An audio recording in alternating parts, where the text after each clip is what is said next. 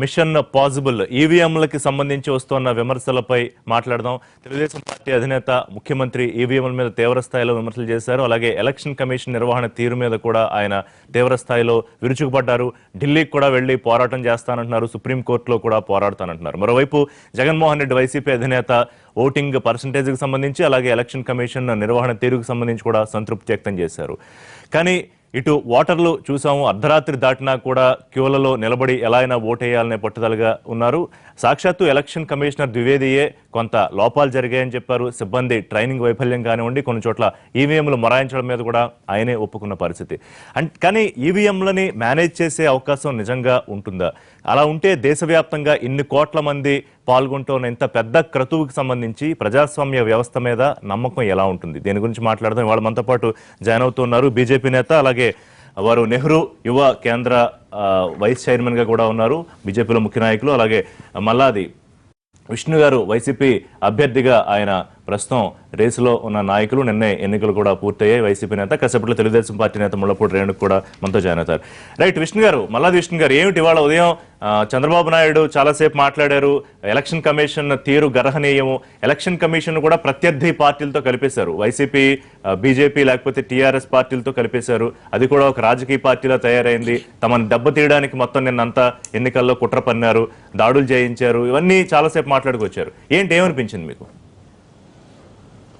Sir, ఇప్పుడు చంద్రబాబు నాయుడు గారి మాటల్లో ఆయన ప్రజల యొక్క తీర్పుని 23వ తారీఖు వచ్చేటటువంటి ఫలితాల కన్నా ముందే గమనించినట్టుగా స్పష్టంగా మనకు అర్థమవుతుంది. ఆయన గొంతుగా ఆయన మాట్లాడినటువంటి తీరు చూస్తూ ఉంటే కారణాలు ఎత్తుకుంటున్నట్టుగా కనపడుతూ ఉంది. ఆ కారణాలని ఇతరుల మీద నెట్టేటటువంటి ప్రయత్నం కనపడుతూ ఉంది.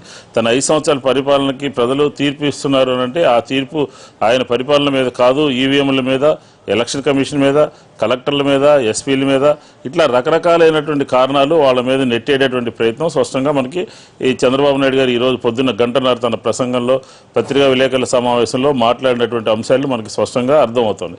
కాబట్టి మనకు తెలుసు ముందు నుంచి కూడా ఈ చంద్రబాబు నాయుడు గారు తన పరిపాలన తను చేయకుండా, ఈ రాష్ట్రంలో ప్రజలు ఎదుర్కొంటున్న ఇబ్బందుల్ని పరిష్కరించకుండా ఆయన లేచింది మొదలు కూడా ఇతరుల మీద నెట్టేటటువంటి ప్రయత్నం జరుగుతోంది. అందులో భాగంగానే ఫలితాలు రాబోతున్నటువంటి విషయాన్ని ఆయన ముందే గమనించి ఓటమి పాలవుతున్నట్టుగా గమనించి ఆయన స్పష్టంగా చెప్పారు. కాబట్టి ఈవీఎంల మీద ఆయన ఇదే ఈవీఎంల మీద అంత క్రితం ఎన్నిసార్లు సమర్థిస్తూ మాట్లాడారు. కావాలంటే ఒకసారి మీరు క్లిప్పింగ్లు చూడండి. ఈవీఎంలు ఇదే మొదటిసారి కాదు, తర్వాత టెక్నాలజీకి ముందుకెళ్ళాలి, తర్వాత మనం అప్డేట్ అవుతున్నాం అని చెప్తా ఉన్నారు. ఆయన సెల్ ఫోన్ అయినా కనుక్కున్నారంటారు, కంప్యూటర్ అయినా కనుక్కుంటారు, కానీ ఈవీఎంలు మాత్రం వద్దు, పేపర్ బ్యాలెట్కి వెళ్దామని అంటారు. కాబట్టి ఆయన మాట్లాడినటువంటి మాటలన్నీ కూడా చాలా అసహనంగా ఉన్నాయి.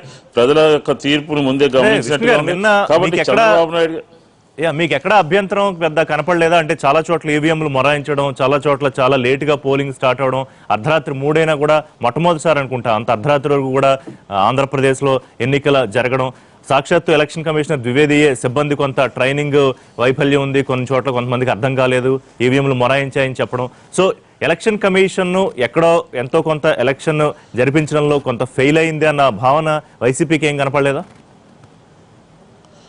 అంటే మీరు ఒక విషయాన్ని ఇక్కడ గమనించాలి సార్. ప్రతి వ్యవస్థలోనూ మంచి చెడులు లోటుపాట్లు ఉంటాయి. ఇప్పుడు 80% పోలింగ్ జరిగింది.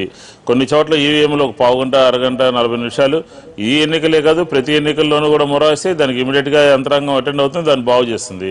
స్లిప్పులు ఇమీడియట్గా పంచాల్సినవి ఆశించిన స్థాయిలో పంచలేకపోతే కింద ఉన్నటువంటి చేసేటటువంటి వ్యక్తి, దాని యొక్క అజమాయిషీ చేసేటటువంటి వ్యక్తి వీళ్ళ వైఫల్యం కొంత ఉంటుంది, ఉండదని చెప్పని అని ఎవరు అనరు. కానీ ఓవరాల్గా ఈ రాష్ట్రంలో ఒక జరిగేటటువంటి ప్రజల యొక్క తీర్పుకి ఈవీఎంల మీద నెట్టడము, సైకిల్కి గుర్తుకు ఓటేస్తే ఫ్యాన్కు పోయిందని చెప్పడము, ఇది ఏం సంకేతం ఇవ్వదలుచుకున్నాం ఆంధ్ర రాష్ట్ర ప్రజలకి? కొన్ని చోట్ల బీజేపీకి వెళ్ళిపోయిందిట, ఆ బటన్ నొక్కితే కుప్పంలో అనుకుంటా, కొన్ని చోట్ల టీడీపీకు నొక్కితే అదేమో బీజేపీకి వెళ్ళిందని కూడా కొన్ని రిపోర్ట్స్ వచ్చాయి. కొన్ని చోట్ల అందులో పోలైన వాటికి వీవీప్యాట్లకి కంపారిజన్ కొంచెం నెంబర్ తేడా వచ్చింది అన్నారు. సార్, ఇప్పుడు చిన్న చిన్న లోపాలు ఉన్నాయేమో ఏమైనా ఉంటే కంప్లైంట్స్ ఇస్తాము, దాన్ని పరిశీలించమని చెప్తాము. ఎలక్షన్ కమిషన్ ఇంటర్ఫీర్ అవుతుంది, ఎలక్షన్ కమిషన్ ఇంటర్ఫీర్ అయ్యి దాన్ని రెక్టిఫై చేస్తుంది. అది కాదు, ఇక్కడ టోటల్గా ఆయన పరిపాలన మీద ఆయనకు వచ్చినటువంటి ఓట్లన్నీ కూడా సైకిల్కి కూరితే ఫ్యాన్కి వెళ్ళినాయని ఓవరాల్గా ఆయన చెప్పినటువంటి సందేశం ఏంటంటే, నా ప్రభుత్వముకి పడేటటువంటి ఓట్లన్నీ కూడా ఫ్యాన్కి పడ్డాయి, ఏంటి ఆయన గొప్పతనము అని చెప్పని మాట్లాడుతున్నారు. కాబట్టి మనం దాన్ని ఏ విధంగా తీసుకోవాలి?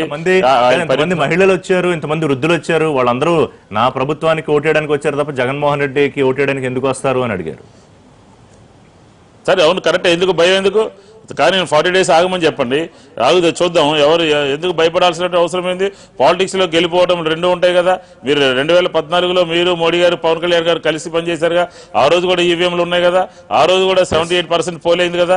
ఈ రోజున మీరు ఈ పోలింగ్ శాతం ఎక్కువ వస్తే, మహిళలు వస్తే, వృద్ధులు వస్తే అది మిమ్మల్ని చూసి అనుకుంటున్నారు మేము ఇంతకన్నా ఎక్కువ పని చేసాం గత 5 సంవత్సరాలు మా పరిపాలన టైంలో. కానీ ప్రజలు ఉన్నటువంటి పరిస్థితుల కోసం మార్పు కోరుకుంటారు. ఆ మార్పు ఒకసారి జగన్మోహన్ రెడ్డి గారు చూడాలనుకోవచ్చు. మీరు అంటే సంక్షేమ కార్యక్రమాలు, పెన్షన్లు, లేకపోతే పసుపు కుంకుమ అదేనా మీ ఇంట్లోంచి సొమ్ము ఇచ్చారా? మీ ఇంట్లో సంబంధించిన అంశాలు ఇచ్చారా? ప్రభుత్వం తన బాధ్యత నిర్వర్తించాలి. ఒక ప్రభుత్వాన్ని ఎన్నుకుంటున్నప్పుడు ప్రభుత్వము దానికి ఉన్నటువంటి నిధుల నుంచి, ప్రజల దగ్గర నుంచి వసూలు చేసేటటువంటి నిధుల నుంచి అందరికీ సంక్షేమ కార్యక్రమాలు అందిస్తారు.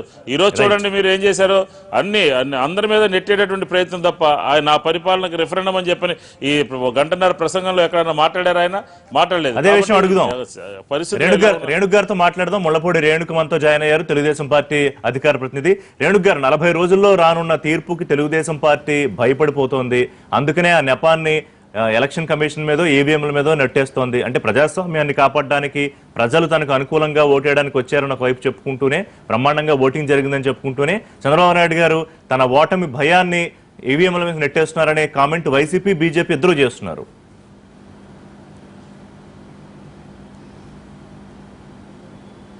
ఇప్పుడు వైసీపీ, బీజేపీ కామెంట్ చేస్తున్నారు అంటే, ఇప్పుడు వైసీపీ కోరిక మేరకు, బీజేపీ ఆదేశాల మేరకు ఎలక్షన్ కమిషన్ ఆఫ్ ఇండియా పనిచేసింది అనటంలో ఎటువంటి ఆశ్చర్యము లేదు. మనందరం కూడా గత 15 రోజులుగా చూసాము అనేక అంశాల పట్ల. ఈరోజు 91 పార్లమెంట్ సెగ్మెంట్లో దేశవ్యాప్తంగా ఎన్నికలు జరిగితే, 6-7 రాష్ట్రాల్లో ఎన్నికలు జరిగితే, మొదటి దశలో ఎక్కడా లేనటువంటి విధంగా కేవలం ఆంధ్రప్రదేశ్లోనే ఈ ఎలక్షన్ కమిషనే ఒక ప్రతిపక్షమా అన్నటువంటి విధంగా ఈరోజు ఏదైతే వాళ్ళని విధులని నిష్పక్షపాతంగా నిర్వహించవలసినటువంటి ఎలక్షన్ కమిషన్ ఏం చేసింది అనేటువంటిది మేము కాదు, యాక్షన్ స్పీక్ అన్నటువంటి విధంగా ఒక చీఫ్ సెక్రటరీని ట్రాన్స్ఫర్ చేయటం కానీ, ఒక డీజీ ఇంటెలిజెన్స్ ని ట్రాన్స్ఫర్ చేయటం కానీ, 3 ఎస్పీలను ట్రాన్స్ఫర్ చేయటం కానీ, ఏదైనా సరే వైసీపీ ఒక ఫోన్ కాల్ ఇస్తే చాలు, అక్కడ వెంటనే ఈసీ ఢిల్లీ నుంచి ఆదేశాలు, ఇక్కడ నుంచి మరి ఇన్స్ట్రక్షన్స్ వెంటనే అయిపోవటం. అదే మాదిరి మరి ఎందుకు పక్క రాష్ట్రాల్లో కూడా ఎన్నికలు జరిగాయి కదా, అక్కడ కూడా అనేక ఫిర్యాదులు వచ్చాయి కదా, ఇక్కడ మన ఆంధ్రప్రదేశ్లోనే తెలుగుదేశం పార్టీ కూడా అనేక ఫిర్యాదులు ఇచ్చింది కదా, ఎందుకు మాది ఒక్క ఫిర్యాదు కూడా మాది అటెండ్ అవ్వలేదు? మేము అడిగినటువంటిది ఏది కూడా వాళ్ళు యాక్షన్ తీసుకోలేదు. కానీ వైకాపా వాళ్ళకి మాత్రం ఇన్స్టెంట్ గా జరగటం, అదే వాళ్ళ యొక్క పక్షపాత వైఖరికి నిదర్శనం. ఈవీఎం గురించి ఇప్పుడు కాదు మేము చెప్తుంది. చంద్రబాబు నాయుడు గారు ఒక నిమిషం, చంద్రబాబు నాయుడు గారు మీ పార్టీ అధినేత ఇవాళ ఉదయం అంతా టెక్నికల్ గా ఎక్కువ మాట్లాడారు. అంటే ఈ టెక్నాలజీ ఎవరికి తెలుసు, ఈ మెషిన్లు ఏమవుతాయో ఎవరికి తెలుసు, ఎవరు కోటేస్తే ఎవరికి వెళ్తుందో మనకేం తెలుసు, నా ఓటు అసలు నాకు పడిందో లేదో తెలియదు అని మొత్తం టెక్నికల్ గా మాట్లాడుకుంటూ వచ్చారు. ఎవరైతే ఈవీఎంలు సెట్ చేయడానికి వస్తారో వాళ్ళు ఏం చేస్తారో మనకేం తెలుస్తుంది, ఆ చిప్పు అంతా ప్రోగ్రామింగ్ కదా అని మొత్తం ఈవీఎంల మీద పూర్తి స్థాయి అనుమానం వ్యక్తం చేశారు. అంటే కంప్లీట్ గా ఒక మెషినరీ మీద, ఒక వ్యవస్థ మీద అనుమానం వ్యక్తం చేస్తే మరి ఇంత పెద్ద దేశంలో ఇన్ని కోట్ల మంది దాని మీద ఆధారపడి ఎన్నికకి వెళుతున్నప్పుడు దాని ముందు క్వశ్చన్ మార్క్ పెట్టారు చంద్రబాబు నాయుడు వాళ్ళ ఉదయం.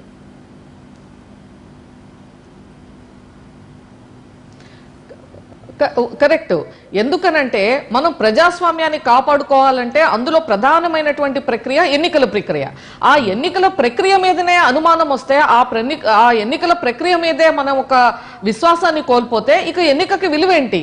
మేము ఈవీఎంస్ గురించి ఈ రోజు కాదు, గత 2 నెలలుగా కూడా మీరు చూస్తే మొత్తం 25 పార్టీలు జాతీయ స్థాయిలో వెళ్లి ఈసీని కలవటం కానీ, ఈవీఎంస్ వద్దు మళ్ళీ బ్యాలెట్ ని పెట్టమని అడగటం కానీ, ఈ యొక్క ఈవీఎంల మూలంగా ఇది మ్యానిపులేట్ చేయడానికి అవకాశం ఉంది అని చెప్పి ప్రూవ్ చేసినటువంటివి కానీ, అవన్నీ చూపించిన తర్వాత మాకు ఈవీఎంల మీద నమ్మకం లేదు. ఎందుకనంటే ఎన్నికలు తెలంగాణలో ఈ మధ్య కాలం డిసెంబర్లో ఎన్నికలు ఎక్కడైతే జరిగాయో తెలంగాణలో మనకి కనపడతా ఉంది. ఎన్నికల ఫలితాలు కొన్ని దగ్గర పోలైన ఓట్ల కన్నా కూడా ఈవీఎంలో ఎక్కువ ఓట్లు కనిపించాయి. మరి చాలా దగ్గర ఎలా 35 నియోజకవర్గాల్లో తెలంగాణలో ఆ విధంగా జరిగినటువంటిది మనం చూసాము. ఇటువంటి పరిస్థితుల్లో ఒకటి మీరు ఓట్లని తీసేశారు, ఓట్లను తీసిన తర్వాత ఈవీఎంలను మేనేజ్ చేశారు. ఈ విధంగా ఒకటి నొక్కితే ఒకటి పడేటువంటి విధంగా వాటిని ముందరే ప్రీ ప్రోగ్రామింగ్ చేయవచ్చు అనేటువంటిది ప్రూవ్ చేసినటువంటి సందర్భంలో అది చంద్రబాబు నాయుడు గారు కాదు. గత నెలలో చూసాము, ఫ్రాన్స్ లో కూడా ఒకసారి ప్రూవ్ చేయబడింది. ఆ తర్వాత ఇక్కడ కూడా అనేక మంది ఐటీ ఎక్స్పర్ట్స్ కానీ ఈ యొక్క ఇంజనీర్స్ ఎవరైతే ఈ నేపథ్యంలో ఇది అడుగుతుంది ఈ రోజు డిమాండ్ కాదు, ఇట్స్ ఓన్లీ కంటిన్యూషన్. గతంలోనూ చేసాము ఇదే డిమాండ్. నిన్న మొట్టమొదటిసారి రిషి గారు ఒక్క నిమిషం రిషి గారు ఒకే ఒక నిమిషం. ఇప్పుడు నిన్న ఎలక్షన్స్ జరిగాయి, పోలింగ్ జరిగినటువంటి తీరు మొట్టమొదట కొన్ని నియోజకవర్గాల్లో మధ్యాహ్నం తర్వాత పోలింగ్ మొదలైందండి. అంటే ఎంత అస్తవ్యస్తంగా ఎలక్షన్ కమిషన్ విధి నిర్వహణలో వాళ్ళ యొక్క ఏర్పాట్లు గాని ఈవీఎంస్ అన్ని వందలు ఎలా మొరాయిస్తాయండి? ఎక్కడైనా పక్క రాష్ట్రంలో అన్ని వందల ఈవీఎంస్ పనిచేయటం లేదని కంప్లైంట్ వచ్చిందా? మీకు ఎందుకు మరి ఏపీలోనే వచ్చాయి? అది కూడా ఇంకొకటి చెప్తున్నాను, అసెంబ్లీ ఇప్పుడు 2 బూత్స్ ఉన్నాయి, ఒకటి పార్లమెంటు ఒకటి అసెంబ్లీ. అసెంబ్లీలో ఉన్నటువంటి ఈవీఎంస్ ఎందుకు మరి మొరాయించాయి అంటే ఏంటి? దాని సంకేతం ఏంటి?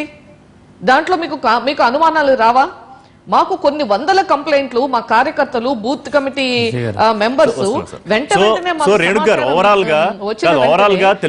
ముఖ్యమంత్రి గారు ఈసీకి లేఖ రాయడం జరిగింది. ఒక నిమిషం రేణుక్ గారు, అంటే నిన్న ఆంధ్రప్రదేశ్ లో జరిగిన ఎన్నిక ఫ్రీ అండ్ ఫెయిర్ ఎలక్షన్ కాదు అని నమ్ముతోందా తెలుగుదేశం పార్టీ?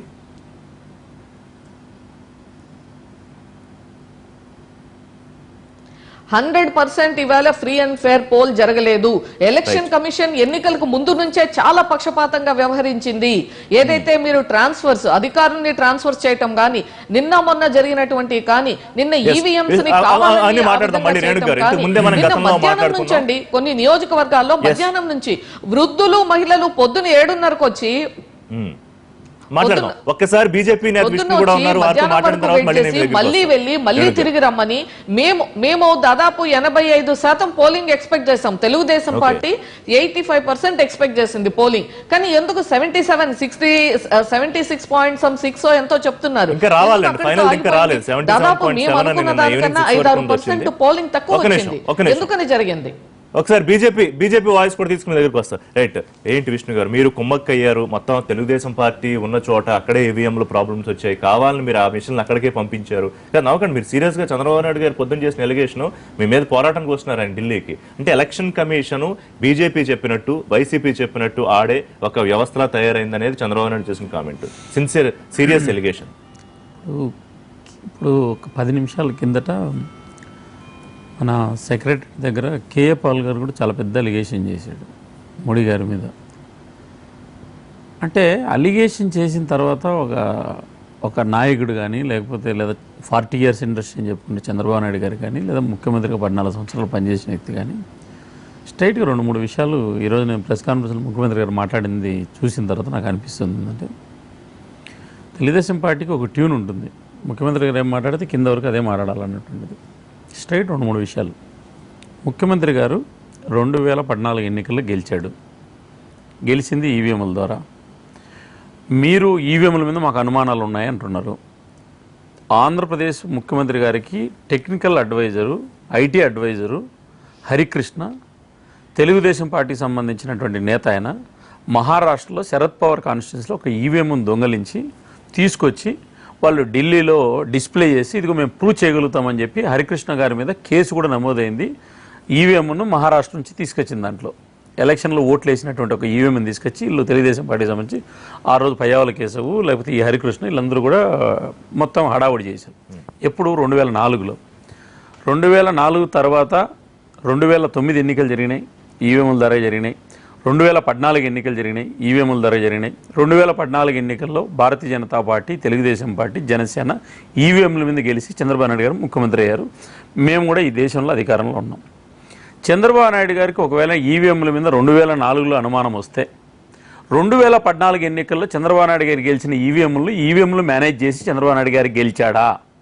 చంద్రబాబు నాయుడు గారి దగ్గర ఈవీఎంలు మేనేజ్ చేసేటువంటి శక్తి ఉందా? ఎందుకంటే ఆయన అన్ని సందర్భాలు చెప్తుంటాడు, ఐటీ నేనే కనిపెట్టినా, సెల్ ఫోన్ నేనే కనిపెట్టినా, టీవీ నేనే కనిపెట్టినా, కంప్యూటర్ నేనే కనిపెట్టినా అని చెప్తుంటాడు. ఐటీకి అసలు బ్రాండ్ అంబాసిడర్ అంటాడు. కాబట్టి ఇది కూడా ఐటీ రిలేటెడ్ మ్యాటరే కదా. కాబట్టి 2014 ఎలక్షన్స్లో మరి ప్రజా తీర్పు మనకు వ్యతిరేకంగా వచ్చిందా? ఒకటి, మీ దగ్గర సమాధానం ఉందా? ఈరోజు 2019 ఎన్నికల్లో ఈవీఎంలకు సంబంధించి విషయాలు మాట్లాడుతున్నారు. చంద్రబాబు నాయుడు గారు ఓటు 8:30కు 8:35కు కుటుంబ సభ్యులతో ఓటేశాడు. ఓటేసి బయటకు వచ్చిన తర్వాత ఈవీఎంల మీద అనుమానాలు ఉన్నాయని చెప్పాడు. నేను ఒకటి అడుగుతున్నా, ఈవీఎంల మీద మీకు అనుమానం ఉంటే అసలు నువ్వు ఓటు బహిష్కరించాలా? ఓటేసి ఎందుకు బయటకు వచ్చి ఏళ్ళు ఇట్లా పెట్టి చూపించేప్పుడు నేను ఓటేసానండి, ఆంధ్ర ఎన్నికల్లో ఓటేసాను, పత్రికల్లో టీవీలో వచ్చారు, నేను కూడా చూపించాను, నా ఫోటో కూడా వేశారు, మా జిల్లా పేపర్లో కూడా వచ్చింది, విష్ణువర్ధన్ రెడ్డి కేంద్ర నెహ్రూ యువ కేంద్ర వైస్ చైర్మన్ ఓటు హక్కు వినియోగించుకున్నాడు. చంద్రబాబు నాయుడు గారు ఓటు ఎందుకు వేశాడు? నీకు నిజంగా ఈవీఎంల మీద అనుమానం ఉంటే. 2, ఎప్పుడు ఈవీఎంల మీద అనుమానం ఉండే మిషన్లు పనిచేయలేదని మొదలుపెట్టాడు? 11 గంటల నుంచి మొదలుపెట్టాడు చంద్రబాబు నాయుడు గారు. ఎందుకు? చంద్రబాబు నాయుడు గారి దగ్గర ప్రభుత్వానికి సహజంగానే ఇంటెలిజెన్స్ వ్యవస్థ ఉంది. అంతకుముందే ఢిల్లీ వెళ్ళారుగా, మొత్తం 22 పార్టీలు అన్ని బ్యాలెట్ తో చేయాలి, అయిపోయింది, బ్యాలెట్ పోయింది, సుప్రీంకోర్టులో తీర్పు ఇచ్చింది, సుప్రీంకోర్టులో కూడా చంద్రబాబు నాయుడు గారు అనుకూలంగా ఇచ్చాడు. చంద్రబాబు నాయుడు గారు అడిగింది ఎంత, 50% వీవీప్యాట్ లెక్కించాలన్నాడు, దానికి ఒక లెక్క చెప్పారు, సుప్రీంకోర్టు చెప్పింది, ఒప్పుకుంది ఎన్నికల కమిషను. ఇక్కడ నిన్న జరిగినటువంటి ఎన్నికలకు సంబంధించి ఆయన మాట్లాడుతున్న తీరు ఏంటంటే 11 గంటల నుంచి ట్రెండ్ తెలుగుదేశం పార్టీకి వ్యతిరేకంగా ప్రారంభమైంది. ఇంటెలిజెన్స్ వాళ్ళు అందరూ చెప్పారు, సార్ మనకు వ్యతిరేకంగా ఓట్లు పడుతున్నాయి అనేటువంటిది. 1,00,000 వరకు ఉన్నటువంటి ఈవీఎంలు ఆంధ్రప్రదేశ్ ఎన్నికల్లో 2,000, 2,200 టెక్నికల్ ప్రాబ్లం వచ్చినాయి. చివరికి అన్ని రెక్టిఫై చేస్తే 300 ప్రాబ్లం వచ్చాయి. అన్నీ తీసేస్తే చివరకు ఈవీఎంలు సమస్య వచ్చిందే ఒక 50 నుంచి 100. అంటే 1,00,000లో 1% ప్రాబ్లం వస్తే ఆ 1% మీవైతాయా? ఎమ్మెల్యే అభ్యర్థులకు సంబంధించినవి అయితే, ఎమ్మెల్యే అభ్యర్థులు అంటే ఏమన్నా తెలుగుదేశం పార్టీకి సపరేట్ ఈవీఎంలు అని పెట్టారా? అందరూ కలిపి కదా ఒక ఈవీఎం పెట్టిండి. రేణుక్ గారి ఆరోపణ ఏంటంటే 2 బూతుల్లో అసెంబ్లీ ఈవీఎంలకు సంబంధించి మాత్రమే ఎక్కువ ప్రాబ్లమ్స్ వచ్చాయని. అలాగే సీఎం రమేష్ అన్నది కూడా ఏంటంటే తెలుగుదేశం ఎక్కడైతే బలంగా ఉంది నియోజకవర్గాలు అనుకున్న చోటే ఈవీఎంలో ప్రాబ్లమ్స్ వచ్చాయని. ఇప్పుడు తెలుగుదేశం పార్టీ ఎన్నికల్లో ఓడిపోతుందనే దానికి సంకేతం ఏంటంటే ఒక విషయం నేను చెప్తాను. చంద్రబాబు నాయుడు గారు ప్రెస్ కాన్ఫరెన్స్ పెట్టారు, 120 సీట్లు గెలుస్తాం, 130 సీట్లు వస్తాయంటున్నాడు. 39 రోజులు 40 రోజుల తర్వాత రిజల్ట్ వస్తుంది. నిజంగా తెలుగుదేశం పార్టీ గెలిచేటట్లుంటే, చంద్రబాబు నాయుడు గారికి ప్రజలు ఓటేసింటే అది సంతోషించాలి కదా. మహిళలందరూ వచ్చి ఓట్లు వేసేసారు, మాకు లైన్లో నిలబడారు, పర్సెంటేజ్ పెరిగింది, మేము గెలుస్తున్నాం అయితే గెలిచారు. ఒక్క నిమిషం, గెలిచే వాళ్ళు ఎవరైనా ఏడుస్తారా? Simple thing. మనం పెద్ద పెద్ద లాజిక్లు వద్దులే, మనం కానీ మన గ్రామీణ భాష మాట్లాడదాం. ఎవరన్నా ఎన్నికల్లో గెలిచేటువంటి వాళ్ళు, ఒక్క నిమిషం రేణుక గారు, ఎన్నికల్లో గెలిచేటువంటి వాళ్ళు ఎవరన్నా ఏడుస్తారా? రెండో విషయం చెప్తాను, ఎవరు ఏడ్చారు? ఎవరు ఏడవలేదు కదా. తెలుగుదేశం పార్టీ నిన్న ఉదయం 11 గంటల నుంచి ఎన్నికల సంఘం మీద విశ్వాసం లేదు, చివరకు చీఫ్ సెక్రటరీని పట్టుకొని ఒక ఐఏఎస్ అధికారిని, ఇంకా ఐఏఎస్ అధికారులు అందరూ భయపడి నోరు మెదపలేకపోతున్నారు. ఎందుకు? ఒక చీఫ్ సెక్రటరీని పట్టుకొని ఈరోజు ఆంధ్రప్రదేశ్ చీఫ్ సెక్రటరీ చంద్రబాబు నాయుడే కాదు కదా, 66 మంది మాజీ ఉన్నతాధికారులు, బ్యూరోక్రాట్స్ కూడా రాష్ట్రపతి రామ్నాథ్ కోవింద్ని కలిసి ఎలక్షన్ కమిషన్ వ్యవహారం పైన కూడా కంప్లైంట్ చేసిన పరిస్థితి మనం చూసాం. నిన్న ఓటర్లు చాలా మంది, బాబు ఏంటిది మాకు గోల, ఏదో ఓటేయాలని నించున్నావు ఎంతసేపు అని చెప్పి గంటలు అర్ధరాత్రి 3 గంటల దాకా జరిగింది కదా. అంటే ఎంతో కొంత వైఫల్యం అయితే జరిగిందని ఒప్పుకుంటారు. రిషి గారు, నేను అందుకే మాట్లాడుతున్నాను, భారతదేశం పురోగమనం వైపు పోవాలా, తిరోగమనం వైపు పోవాలనేది మనం తేల్చుకోవాలా. పురోగమనం వైపు పోవాలనేటువంటి దాన్ని అసలు వ్యవసాయం వేస్ట్, ఐటీనే అన్నం పెడుతుంది, 1000 కోట్లు సంపాదించిన హైదరాబాద్కి ఐటీకి బ్రాండ్ అంబాసిడర్ అని ఎస్ఎం కృష్ణ కంటే ఎక్కువ పోరాడి ఐటీని హైదరాబాద్లో నేనే హైటెక్ సిటీ కట్టించినని చెప్పి చంద్రబాబు నాయుడు గారు ఇక్కడికి ఈవీఎంల కాటికి వచ్చేళ్ళకి మాత్రము ఐటీ వద్దంటాడు.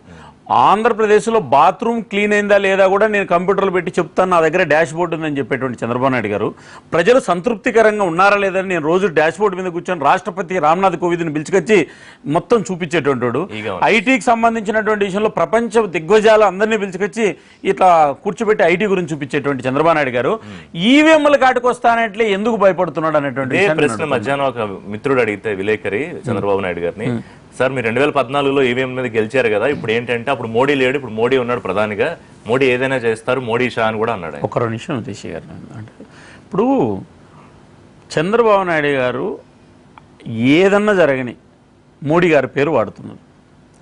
చంద్రబాబు నాయుడు గారు 2014 ఎన్నికలకు సంబంధించిన విషయంలో ఎవరన్నా అడిగితే సమాధానం చెప్పరు, దాటివేస్తారు. 2014 ఎన్నికల్లో ఇదే ఈవీఎంలే వాడారు కదా అంటే సమాధానం లేదు. మీరు గెలిచింది మోడీ లేడు, ఇప్పుడు మోడీ ప్రధానమంత్రిగా ఉన్నాడు. మోడీ గారు ఇప్పుడు ఈవీఎంలన్నీ మార్చారండి. అదే కదా ఆయన చెప్పే గొడవ. అసలు మోడీ చెప్పినట్టే ఈ ఎలక్షన్ కమిషన్ అయితే ఒకటి కేఏ పాల్కు చంద్రబాబు నాయుడు గారికి ఏం పెద్ద తేడా ఉంది. కేఏ పాల్ చేసే ఆరోపణలకు చంద్రబాబు నాయుడు గారు చేసే ఆరోపణలకు నా దృష్టిలో ఆంధ్ర కేఏ పాల్ చంద్రబాబు నాయుడు గారు. రేణు గారు చాలా పెద్ద కామెంట్ చేశారు ఈయన. విష్ణు గారు, మళ్ళా విష్ణు గారు ఒక 2 minutes సార్. రేణు గారు మాట్లాడి మీ దగ్గరికి వస్తారు. రేణు గారు, ఇప్పుడు విష్ణువర్ధన్ రెడ్డి ఈ మధ్య KA Paul junior KA Paul లాగా మాట్లాడుతూ ఉన్నారు. మరి ఎందుకు అలా మాట్లాడుతున్నారు అనేటువంటిది ఆయనకే అర్థం కావాలి. బహుశా maybe he need some counselling అని అనిపిస్తా ఉంది. ఇంకొకటి ఇప్పుడు చెప్తా ఉన్నారు, గతంలో ఎప్పుడూ జరిగినటువంటి ఈ మధ్య కాలంలో మోడీ ప్రధానమంత్రి అయిన తర్వాత ఒక 4 సుప్రీంకోర్టు జడ్జిలు బయటకు వచ్చి పత్రికాముఖంగా మరి ఆరోపణలు చేసినటువంటి సందర్భం గతంలో ఉన్నాయా? ఒక సిబిఐ డైరెక్టర్ నియామకంలో సుప్రీంకోర్టు డైరెక్షన్ ని కూడా పక్కన పెట్టి చేసి వివాదాస్పదంగా చేసినటువంటి తీరు గతంలో ఎప్పుడైనా జరిగిందా? ఒక ఆర్బీఐ గవర్నర్ కి తెలియకుండా డిమానిటైజేషన్ చేసినటువంటి తీరు గతంలో ఎప్పుడైనా జరిగిందా? ఈ రోజు సిబిఐని, ఈడీని, ఇన్కమ్ ట్యాక్స్ ని ఈ విధంగా రాజకీయ తన లబ్ధి కోసం వాడుకుంటున్నటువంటి సందర్భాలు గతంలో ఎప్పుడైనా జరిగాయా? ఈ రోజు 64 మంది అధికారులు ఎలక్షన్ కమిషన్ మీద మీరు కంప్లైంట్ ఇవ్వటం అనేటువంటిది చరిత్రలో ఎప్పుడైనా జరిగిందా? ఇన్ని వ్యవస్థల్ని, ఇంత స్వయం ప్రతిపత్తి కలిగినటువంటి వ్యవస్థలని ఇంత దుర్వినియోగం చేసి తన రాజకీయం కోసం వాడుకున్నటువంటి సందర్భాలు గతంలో ఎప్పుడైనా ఉన్నాయా? దీనికి మన జూనియర్ పాల్ గారు చెప్పవలసినటువంటి అవసరం ఉంది. ఇటువంటి పరిస్థితుల్లో ఈ రోజు